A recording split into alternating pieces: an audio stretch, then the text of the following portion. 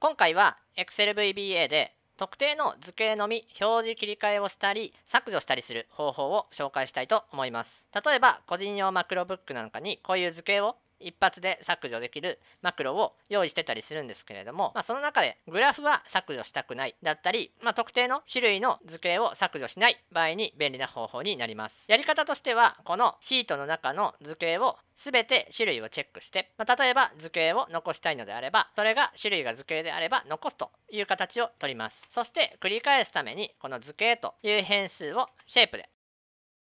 宣言してあげて、図形などの描画オブジェクト、オートシェイプなどですね、シェイプオブジェクトは。それを for each ステートメントで順番に繰り返します。for each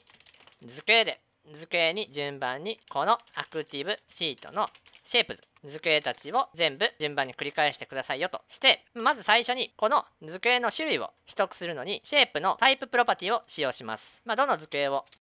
どの図形の種類を出しているか分かりやすいために、まず図形を選択してもらいます。図形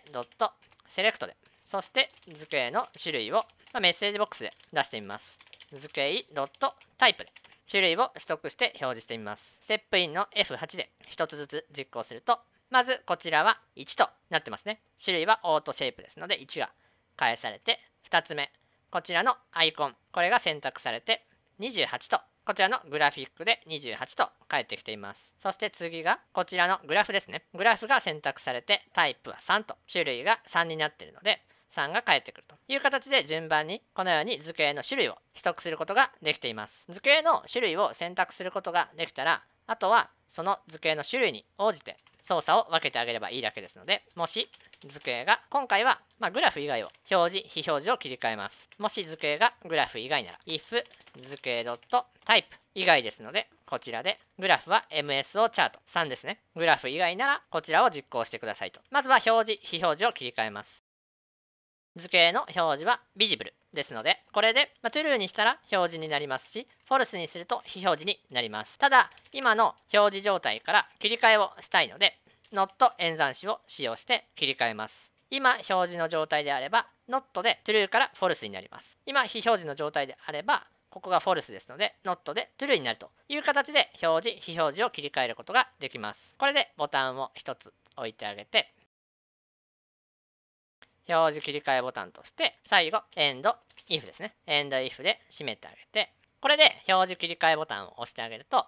このようにグラフ以外が消えたんですけれども、フォームコントロールボタンも先ほど追加した表示切り替えボタンも消えています。これ再度実行して、表示してあげると、こちらのコントロールも消えないようにしたいので、グラフかフォームコントロール以外ならという形にして条件を AND でもう一つ追加してあげます。図形のタイプがフォームコントロール以外なら、フォームコントロールは MSO フォームコントロール。こちらですので、グラフの時と同様に以外なら、フォームコントロールではないのであれば、切り替えるという形にしてあげて、これで実行してあげると、このように、フォームコントロールや図形など、特定の種類の図形のみ表示切り替えをしたり、また、こういった図形は削除せずに、それ以外の図形を削除する形で作成したいのであれば、図形 .delete という形にしてあげると、こういった形で図形を特定の種類の図形以外を削除することができます。種類を判定して表示非表示を切り替えたり、まとめて削除するマクロを組みたいときに便利です。よければ試していただければなと思います。ご視聴ありがとうございました。